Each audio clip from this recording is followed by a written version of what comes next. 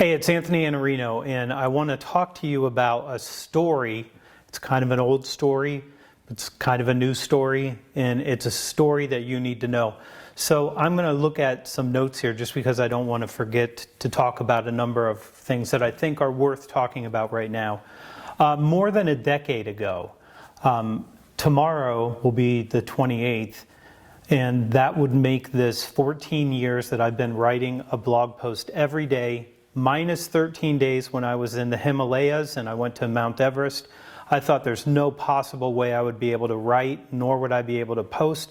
But it turns out I could have done both of those things. But that's 13 days out of 14 years that I did not write a blog post. So I've done that for a long time.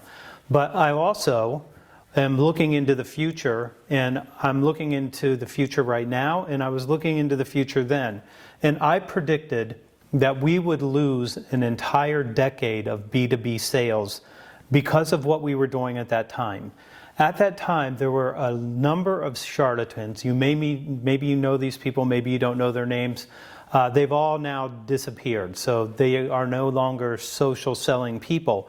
And I'm not saying anything negative about social selling because I have some good friends that are really good at it. So if you wanted to look at Brent Tillman, if you wanted to look at Daniel Disney or Carson Hetty, any of those people, they're really, really good at this.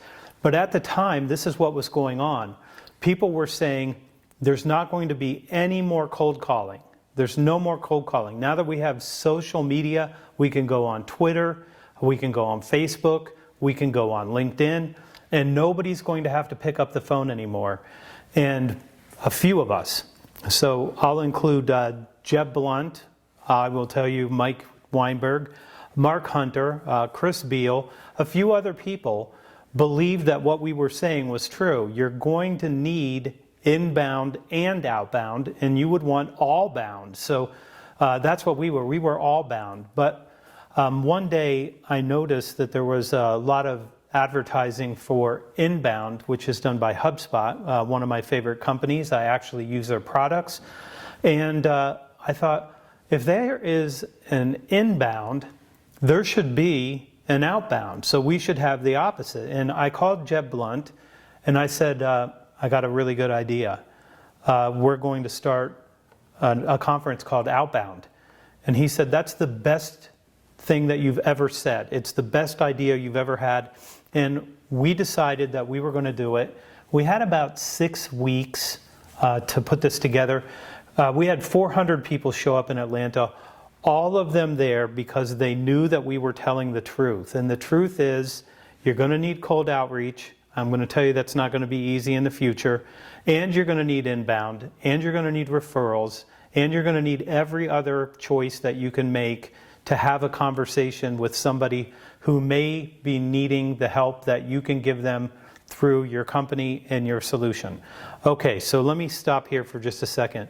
The social selling charlatans all disappeared. So they disappeared very quickly because it started to be known that it isn't going to be enough to actually give you the pipeline that you need. So you can do it, and I would recommend you do it. It's a good thing to do.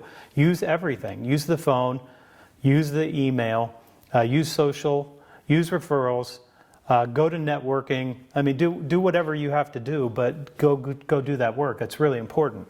Okay, so they disappeared. But all that time, these salespeople were taught all we need is social media, and if we have social media, we're going to be okay. And they weren't okay. All right, so that's one thing. Now, I'm putting a bookmark right here, because I might come back to this, and I might not, but I do want to move on to the next idea here. Since that time, let's go 2010 up to now, 2024 in just a couple days.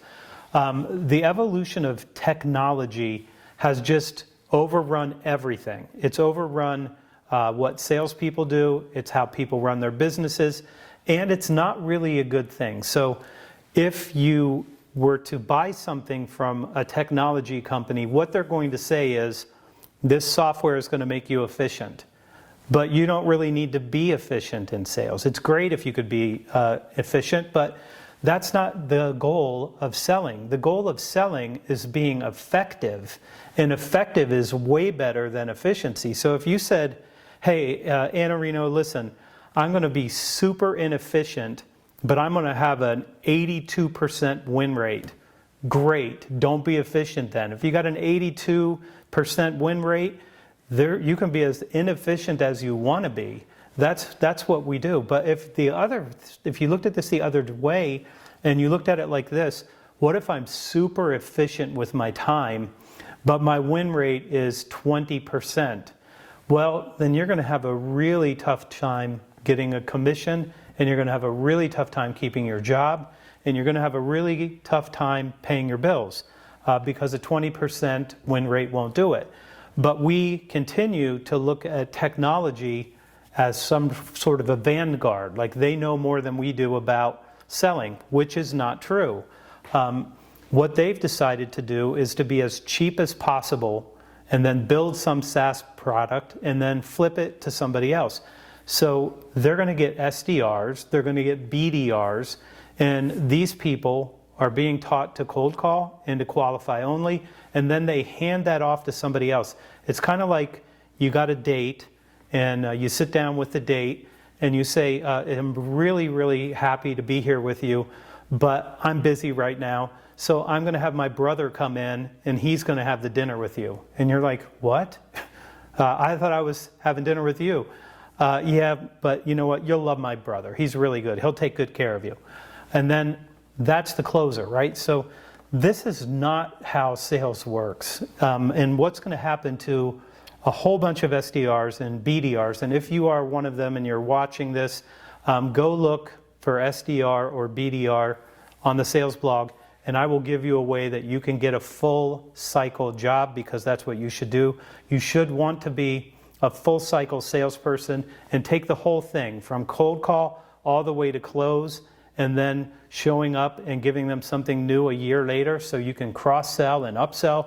This is what you really want to do. So we now have convinced people who are not in technology companies, that are not selling SaaS, that they should be building their company like it's a technology company, and that's not what we should be doing. It's not what we should be doing. We should be helping people learn how to sell. And let me talk about technology. I told you I had to put a bookmark there, and now the bookmark just showed up for me. When I started selling, I had a stack of index cards. I had a Sharpie. I had a phone, and I had a phone book, and that's all I had. That's all the technology that I needed. The first time I went back into my family's business after I had 2 brain surgeries, we were doing $3 million as a company. At the end of that year, we were at $7.8 million. So I did $4.8 million by myself with a phone book, with a Sharpie, and with an index card. That's all I had. That and the ability to talk to people and have that conversation about change. So that's really all you need. And if you told me I have a budget to buy a sales stack, what should I buy? A really good CRM and a data source. If you have those 2 things and a phone, that's all you need to be successful. If you've got the chops, if you've got a modern sales approach, if you have an executive briefing, if you know how to create value, if you have any of those things, you're in pretty good shape. But if you're missing those things, then you could be in trouble. Okay, so I must have missed some sort of a warning that came out. I didn't see it. But what I found out recently, and I've been paying attention to this for a couple years now it's not important that you win, it's important that you have a pipeline. Okay, so this doesn't make any sense, and I need you to understand why this doesn't make any sense. Okay, you go out and you get people to say yes to a meeting, you sit down with them, you have that one meeting, you go immediately back to your office or your home office, and you type in, I got a new opportunity. And your sales manager's like, Jimmy got an opportunity, this is great, we got another opportunity in this pipeline. And they love it. And then they decide, we want you to have 4x your quota. Okay, why? That means that you are expected to win 1 out of 4 deals. That is not how you're going to become a professional salesperson. It's not how you're going to make money. It's not going to allow you to do the things that you need to do to develop as a salesperson and win those deals. But the way that sales leaders are looking at this now is that this is like a lottery ticket. Every opportunity is a lottery ticket, and more lottery tickets should mean that you increase your chances of winning. But that's not how sales works. The way that sales works is that you have the best conversation with the client. You give them the most help understanding why they have the problems they have, what they need to do about those problems, and how you're going to help them make the changes that they need to make to be able to succeed in the future. Okay, so that is what you're really supposed to be doing. The only way to reach your goals, if you're a sales manager, if you're a sales leader, if you have a sales organization, the only way that you reach your goal is not by having a lot of opportunities, it's by winning a lot of opportunities.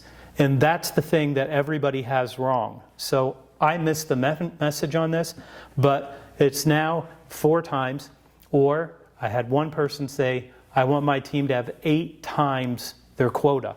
That means they're expecting a 12.5% win rate. That is how you will starve to death. That's how you will find a new job as a customer service person or perhaps a barista. But that's all you're going to be able to do if you can't get better than 12.5. Okay, winning means that you will go sit down with the client. They think that you created value for them. They trust you. You have a relation with them. You win. Okay, this is all misguided sales advice. And I want to say a couple things about this. Right now, one person on LinkedIn said, I have figured out how to scrape the LinkedIn profile, find something personal by that person, and then I'm handing it off to ChatGPT, and it's going to just roll through all of these things that he put into this GPT AI. Let's call it, he called it personalizing. But if it's not a person that's doing it, it's not personalized, okay? It's not. It's just somebody that wants to use tech to not have to do the work of being a salesperson and having to talk to a person. Okay, so that's a problem.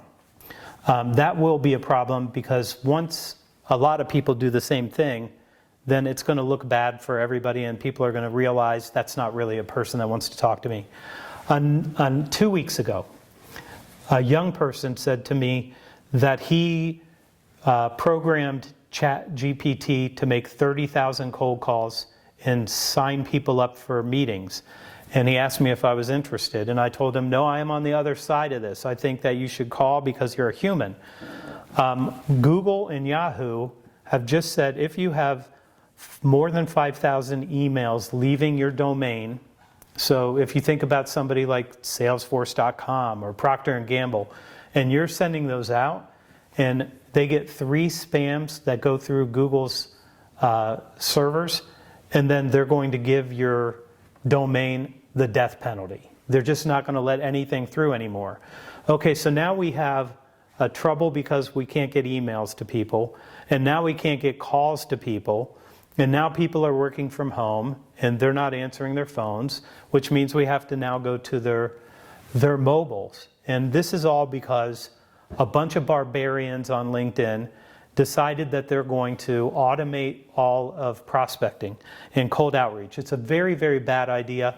And I want you to know when you see people doing this and they think that they're doing something good, you should give them a little bit of feedback that none of us are going to be able to talk to any of our clients in the future because they'll never know if it's just GPT aping a human and trying to look like a real person, even though they're not a real person. I would tell you, if you asked me, if I was your sales manager, I would say, you're going to do this by hand. You're going to pick up the phone. You're going to call people. You're going to sit down across from them. You're going to develop relationships. You're going to understand their business. You're going to help them figure out what they need to do. And that is how you're going to succeed in the future. So take away all of the technology, take away all of the hype, take away everything that you need to take away so that you have the time and the energy being spent being a human.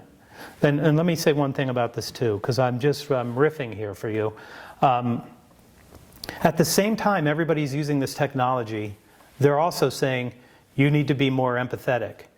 Okay, so you're conflicted. If you believe that you should be automating everything and then telling people they should be human and have greater empathy, and I don't know how to put those two things together. Like if you decide, I'm too cheap to give you a real salesperson, so I'm going to use GPT to do that, but then I'm going to tell my salespeople, you guys need to be more human and you need to be more empathetic and more compassionate about the problems that people have. This is a mess. Okay, so I started this by saying, I said we had a lost decade. We are 3 years in to losing another decade where salespeople are not being taught, they're not being trained, they don't understand why they have to put all these opportunities in except for it makes their sales manager happy. But it isn't a good idea if you want to win deals, if you want to grow your business, if you want to be successful in the future. Just be a human, have that empathy, sit down with people, and you'll do great. I'm Anthony Iannarino. Thank you for listening to this screed. I'm sorry it wasn't, even though I wrote it, I haven't practiced this.